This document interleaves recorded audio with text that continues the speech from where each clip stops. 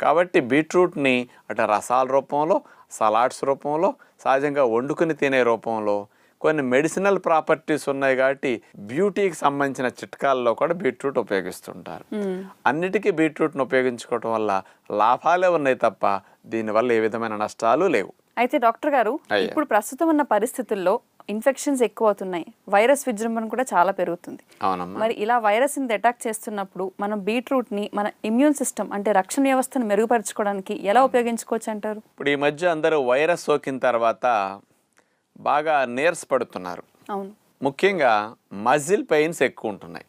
ఎందుకు ఉంటున్నాయని సైంటిఫిక్గా తీస్తే మనము తీసుకున్న ఆహారం ద్వారా వచ్చిన ప్రోటీన్ ఆ వైరస్ ఇన్ఫెక్షన్ సోకిన దగ్గర రక్షక దళాలకే ఎక్కువ ఉపయోగపడుతున్నది.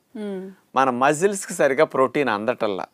మజిల్స్లో ఉండే కణాల్లో మైటోకాండ్రియల్ ఎనర్జీని ఉత్పత్తి చేయట్లేదట. కండరాల కణాల్లో